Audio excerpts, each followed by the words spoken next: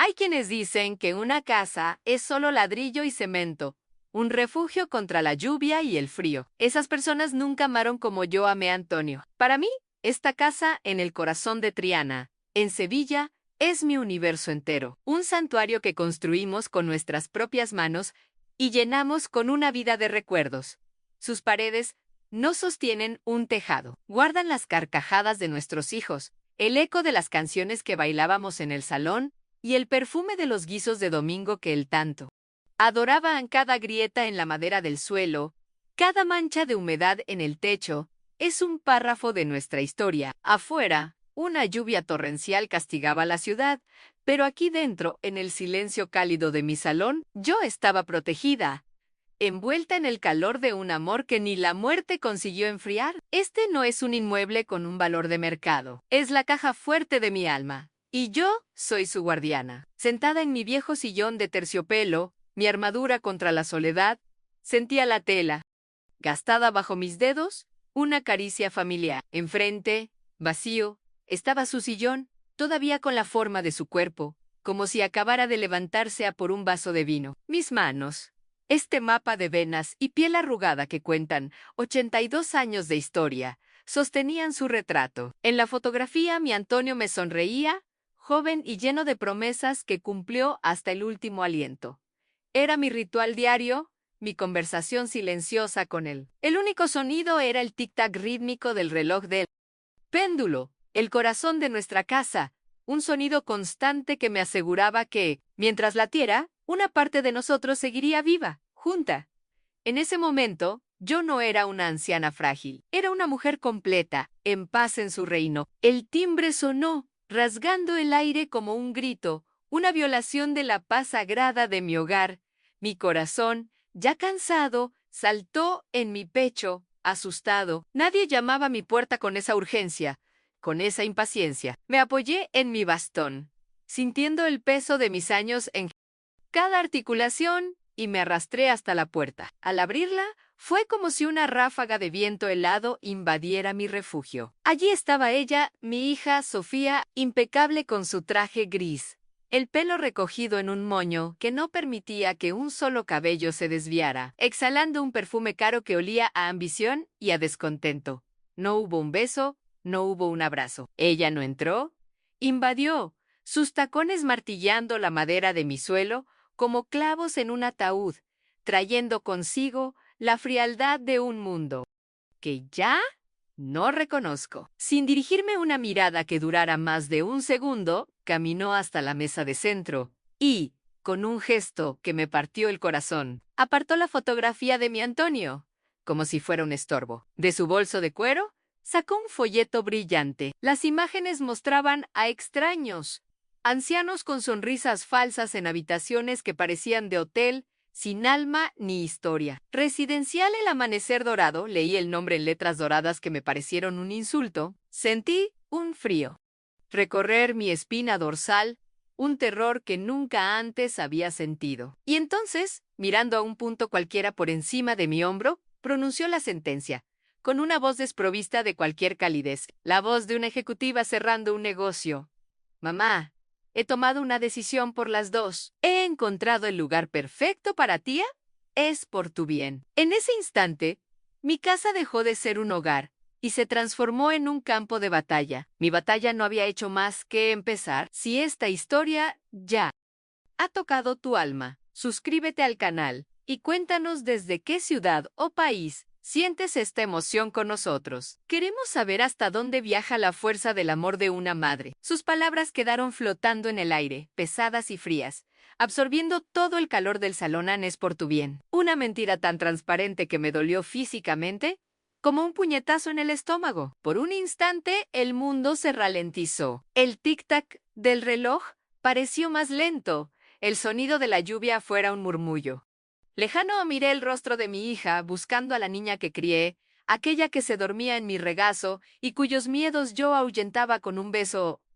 No la encontré. En su lugar había una extraña, una mujer con ojos de hielo y una determinación que me asustaba. Mi voz salió como un hilo, temblorosa, pero terca. Este es mi bien. Sofía, en esta casa mi lugar. Señalé con la mano, que temblaba hacia el sillón de Antonio en nuestro lugar. Ella suspiró, un sonido de pura exasperación, como si estuviera lidiando con una niña malcriada y no con la mujer que le dio la vida. Mamá, por favor, no empieces. Ya no tienes edad para vivir sola. Esto no es seguro. ¿Recuerdas la caída en la cocina el invierno pasado? ¿Y si yo no hubiera llamado ese día? Usaba mi fragilidad como un arma, afilando mis propias vulnerabilidades para apuñalarme. Cada palabra estaba calculada.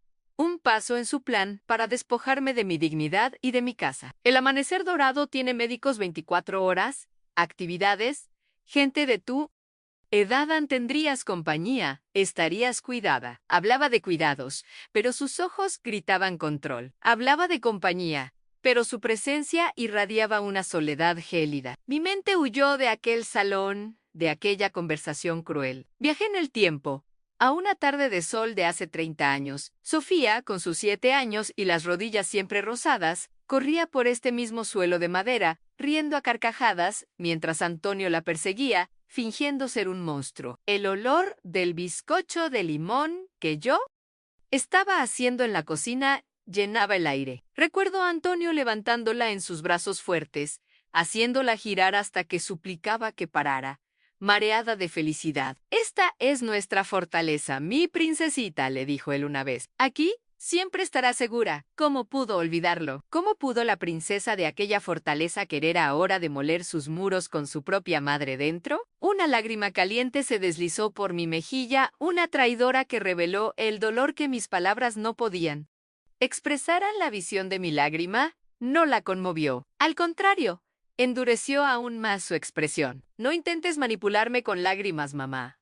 Esto es una decisión práctica. Práctica en una palabra tan vacía, tan desprovista de amor. Reuní la fuerza que me quedaba, la fuerza que heredé de mi propia madre y la que Antonio me dio a lo largo de 50 años de matrimonio. Me erguí en el sillón, la miré a los ojos y mi voz salió firme, anclada en una certeza inquebrantable. Nunca. ¿Me oyes, Sofía? Nunca voy a salir de esta casa. Nací aquí cerca, te crié aquí y voy a morir aquí. En mi cama, bajo el mismo techo que tu padre. La palabra morir flotó entre nosotras. Un tabú que yo convertí en un escudo. Fue entonces cuando su máscara se cayó por una fracción de segundo. Vi un brillo de furia en sus ojos, la frustración de quien encuentra un obstáculo inesperado. «¡Tú no entiendes nada!», siseó, su voz bajando a un susurro venenoso. «Mantener esta casa cuesta una fortuna. El IVI, las reparaciones en el tejado, necesita un arreglo. El dinero no cae de los árboles». Y ahí estaba Anne, la verdadera razón. No era mi seguridad, ni mi soledad, era el dinero. Ella no estaba viendo una casa, sino un activo financiero. Un cheque con muchos ceros que podría resolver sus problemas. Los problemas con su marido, Ricardo, ese soñador con sus negocios fallidos, y el estilo de vida que insistían en mantener, con cenas caras y ropa de marca que yo veía en las pocas fotos que me enseñaba. En los días que siguieron, mi casa se convirtió en mi único aliado y al mismo tiempo en una prisión. Sofía dejó el folleto del Amanecer Dorado en la mesa de centro, una presencia venenosa que me negaba a tocar. Pero su ofensiva solo acababa de empezar. El teléfono empezó a sonar todos los días, a la misma hora. No eran llamadas para saber si había comido o si necesitaba algo. Eran interrogatorios. «Mamá, ¿has pensado en mi propuesta? He visto en internet que tienen una suite con vistas al jardín. Sería perfecta para ti». Describía las comodidades de mi futuro cautiverio con un entusiasmo enfermizo, ignorando mis protestas, mis súplicas para que me dejara en paz. Su voz, antes distante, ahora estaba cargada de una urgencia que me helaba el alma. La presión aumentó. Una mañana, llamaron a la puerta. No era Carmen, mi vecina que a veces me trae pan recién hecho, ni el cartero. Era un hombre de traje, con una sonrisa aceitosa y un maletín en la mano. Se presentó como un tasador inmobiliario. «Su hija, doña Sofía, me ha pedido que haga una valoración de la propiedad», dijo, intentando mirar por encima de mi hombro. Sentí que la sangre me hervía. Mi hija había enviado un buitre a medir mi nido, a ponerle un precio a mis recuerdos, sin siquiera avisarme. La rabia me dio una fuerza que no sabía que poseía. «Esta casa no está en venta», le dije. mi voz temblando de furia. Y si no se va inmediatamente de mi puerta, llamo a la policía. Le cerré la puerta en las narices con un portazo que resonó en la calle silenciosa, dejándome jadeando, con el corazón latiendo descontroladamente contra mis costillas. Esa misma tarde, la llamé furiosa. ¿Cómo te has atrevido, Sofía? ¿Cómo te has atrevido a enviar a un extraño a mi casa para medirla como si fuera un trozo de carne en la carnicería? Al otro lado de la línea, no hubo remordimiento. Solo una frialdad defensiva. Estoy intentando facilitar las cosas. Alguien tiene que ser el adulto responsable aquí. Y claramente no eres tú. Ese hombre dijo que la casa podría valer más de 400.0 euros. ¿Entiendes lo que eso significa? Podrías vivir como una reina en la mejor residencia de Sevilla y aún sobraría dinero para nosotros. La palabra nosotros se le escapó, revelando el fondo egoísta de su plan. El dinero era para ella, para tapar los agujeros de una vida que había construido sobre arena. Empecé a sentirme como una prisionera en mi propia casa. Miraba cada objeto con una nueva desesperación. La porcelana que heredé de mi abuela, la colección de libros de Antonio, la pequeña cuna de madera en el desván donde durmieron Sofía y su hermano. Eran extensiones de mi alma. Y ella quería malvenderlos. Empecé a tener pesadillas en las que veía excavadoras derribando las paredes mientras yo gritaba dentro, sin que nadie me oyera. Mi miedo era palpable, un sabor amargo en la boca cada mañana. Pero bajo el miedo, una semilla de rebelión comenzaba a germinar. El recuerdo de Antonio se convirtió en mi armadura. No podía defraudarle. Le había prometido que cuidaría de nuestro hogar hasta el final. Los ataques se volvieron más astutos. Un día, apareció con papeles en la mano y una sonrisa forzada en los labios. Mamá, son solo unos documentos para actualizar tu pensión. El gobierno está pidiendo nuevas firmas. Firma aquí. Miré los papeles. No entendía la letra pequeña, pero mi instinto gritaba peligro. Vi palabras como poder notarial y gestión de bienes. Estaba intentando engañarme, intentando que le entregara el control legal sobre todo lo que era mío. Su descaro me dejó sin aliento. No voy a firmar nada sin mi abogado, le dije. Aunque no tenía abogado desde hacía años, la palabra pareció cogerla por sorpresa. Aquel pequeño acto de desafío cambió algo dentro de mí. El miedo todavía estaba ahí, un compañero constante, pero ahora tenía un vecino, la determinación. Empecé a ver mi lucha no como el final de mi vida, sino como el último y más importante capítulo de ella. No era solo por una casa, era por mi derecho a elegir, por mi dignidad, por mi identidad. Era para honrar al hombre con el que construí cada centímetro cuadrado de este lugar. Sofía creía que mi edad me hacía débil, pero se equivocaba. Mi edad me había dado la sabiduría para reconocer a un lobo, incluso cuando se viste con piel de oveja y se hace llamar hija. Recuerdo una noche especialmente difícil, en la que la soledad y el miedo amenazaron con tragarme. Fui a la ventana del salón y miré el pequeño jardín que Antonio había cuidado con tanto esmero. Los rosales que él plantó todavía florecían tercamente, sus pétalos rojos como gotas de sangre contra la oscuridad. Me pareció una señal, la belleza y la vida podían persistir, incluso rodeadas de espinas. Puse la mano sobre el cristal frío de la ventana, como si pudiera tocar aquella resiliencia. Aquella noche, no lloré. En su lugar, hice una promesa silenciosa a aquellos rosales, a Antonio y a mí misma. No iba a dejar que me arrancara mis raíces. Iba a luchar con todas las fuerzas que aún me quedaban. Iba a luchar hasta mi último aliento. La tormenta finalmente llegó, no solo afuera, donde el cielo de Sevilla se deshacía en agua, sino dentro de mi propia casa. Estaba en el salón, pasando un paño húmedo sobre el marco de plata de Antonio, cuando oí la llave en la cerradura. El corazón se me heló. Sofía no llamó. Usó la llave que le di hace años para emergencias, y su entrada sonó como una violación, una traición a esa confianza. No entró.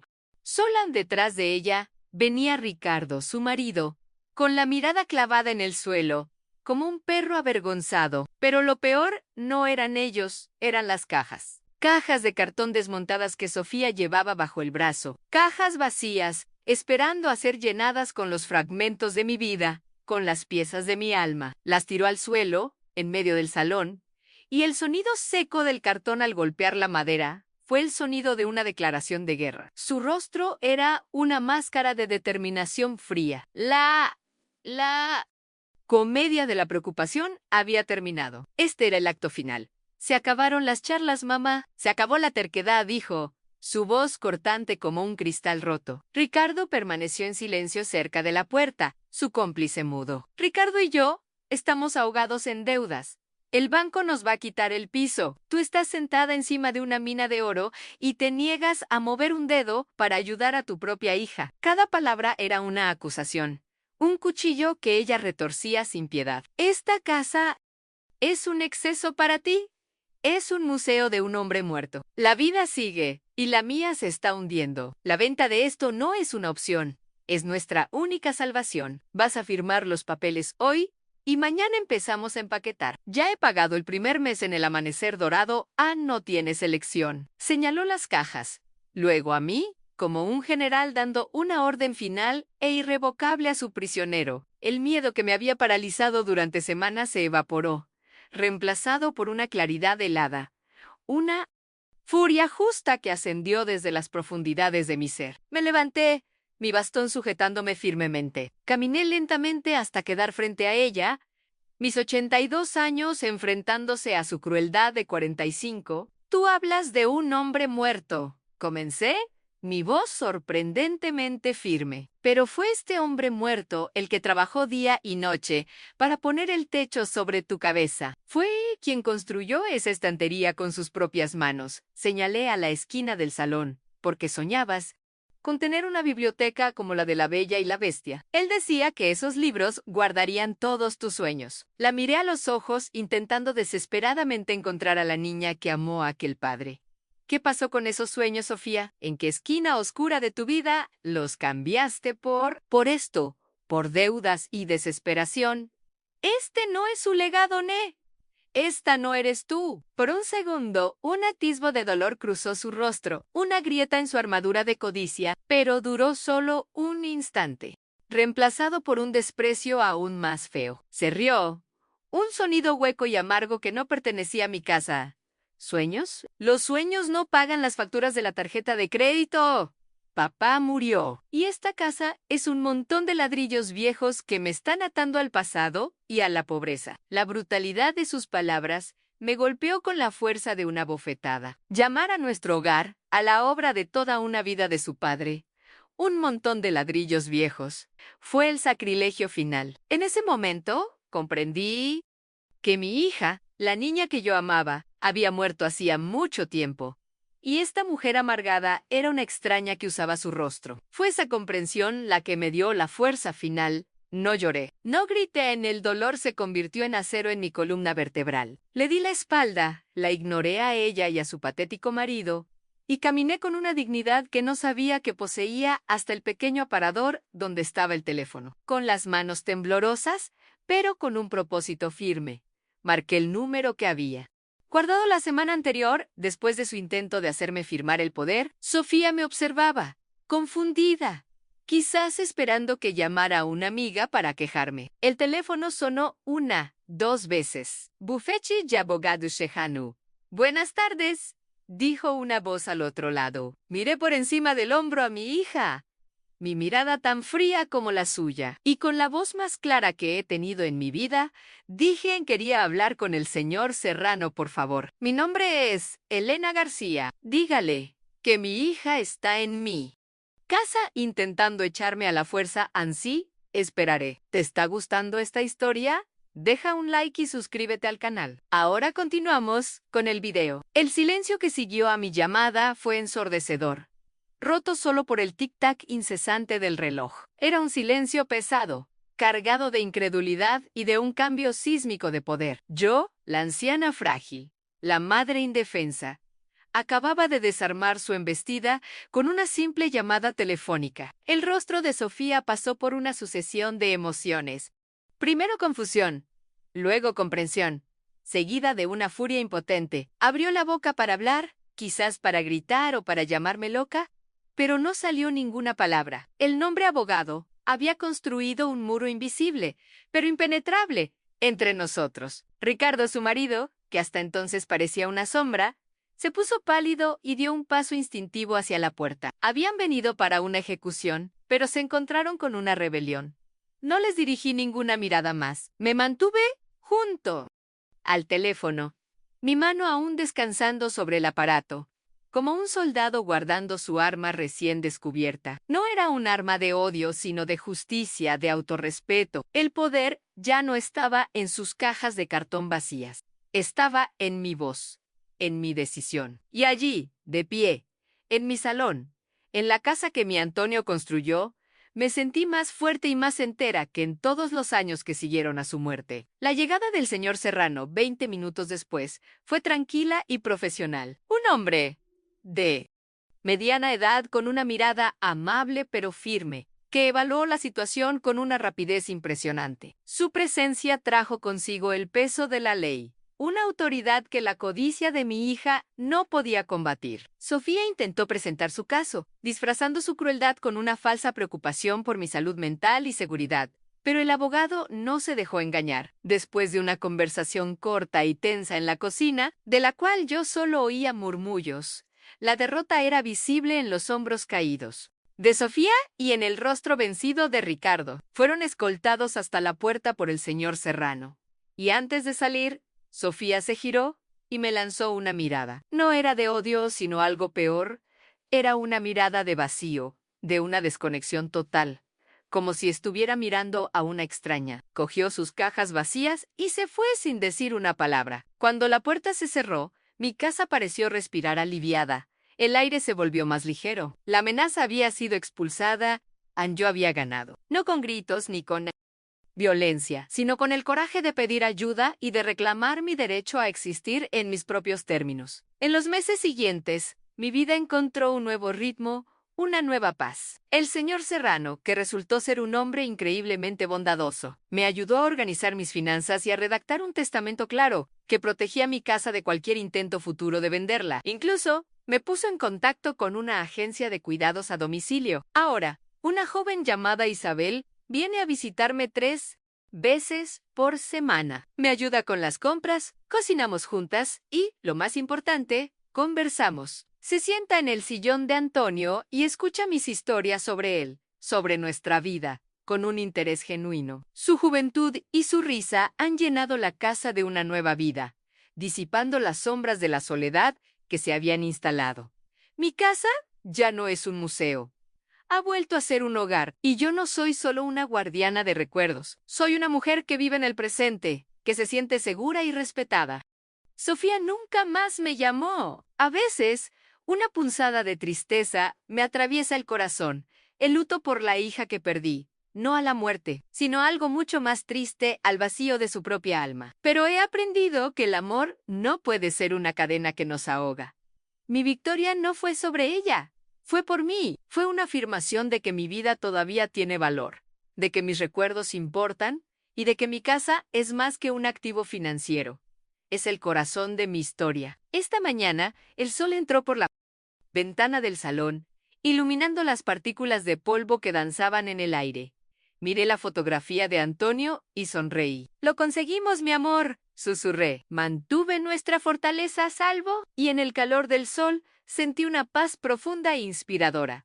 La paz de quien ha luchado la última y más importante batalla de su vida y ha vencido. Mi historia no es sobre el final. Es sobre el coraje de escribir nuestro propio final. ¿Han hecho algún gesto de bondad que cambió una vida? Dejen un corazoncito si creen que el amor es más poderoso que cualquier riqueza. Han pasado 2 años desde aquel día. El día en que el silencio de mi casa fue roto primero por la crueldad y después por la justicia. Hoy, el silencio rara vez me visita, pero cuando lo hace, es una presencia serena, no un vacío. Mi casa ha vuelto a respirar, y sus pulmones se llenan ahora de sonidos que pensaba que había perdido para siempre. Ya no es el tic-tac del reloj la única melodía. Ahora está el sonido de la risa de una niña de 4 años resonando por el pasillo, la risa de Clara, la hija de Isabel. Isabel, la joven cuidadora que la vida me envió, se ha convertido en la nieta que mi corazón eligió. Ya no viene solo 3 veces por semana, viene casi todos los días, trayendo su pequeña luz. Clara, que ya llama a mi casa, La casa de la abuela Lena. El sillón de mi Antonio ya no está vacío. A veces se sienta allí Isabel, escuchándome contar por centésima vez cómo nos conocimos en la feria de abril en otras. Veces, Clara se sube a él con sus libros de colorear, y sus garabatos alegres parecen dar una nueva vida al terciopelo gastado. Juntas, en el jardín, hemos plantado nuevas flores junto a los rosales de Antonio. Isabel las cuida con el mismo cariño que él. Y cuando Clara riega una rosa con su pequeña regadera de plástico, siento que el ciclo del amor continúa, que las raíces que mi marido y yo plantamos en este suelo son lo suficientemente fuertes para alimentar a nuevas generaciones, aunque no sean de la misma sangre. En cuanto a Sofía, no he tenido más noticias directas. Supe, a través de una prima lejana, que ella y Ricardo acabaron vendiendo su piso y se mudaron a una ciudad más pequeña, más al norte. Nunca hubo una disculpa, nunca una llamada. Y, extrañamente, eso ya no me duele. Siento una tristeza serena por ella, la tristeza de una madre que ve a su hija perderse en un laberinto de amargura y malas decisiones. La perdono, no porque ella lo merezca, sino porque yo merezco la paz. Mi familia ahora es esta, la que elegí, la que me eligió a mí. Ahora mismo, estoy sentada en mi sillón, con el marco de plata en las manos, el sol de la tarde entra por la ventana, cálido y dorado. Afuera, en el jardín, veo a Isabel empujando a Clara en el pequeño columpio que el señor Serrano me ayudó a instalar el mes pasado. En el mismo lugar donde antes estaba el viejo nogal, la risa de Clara se mezcla con el sonido de las hojas al viento. Mi corazón está lleno. Mi lucha no fue solo para mantener ladrillos y un tejado. Fue para preservar este exacto momento, la capacidad de una casa para seguir siendo un hogar. Mi Antonio estaría orgulloso. Nuestra fortaleza no cayó. Al contrario, abrió sus puertas a un nuevo tipo de amor. Un amor que eligió quedarse, que eligió cuidar, que eligió honrar, y esa es la herencia más valiosa que podría dejar. Suscríbanse para más historias de segundas oportunidades. Comenten, el amor no tiene precio si ustedes también creen en la bondad humana.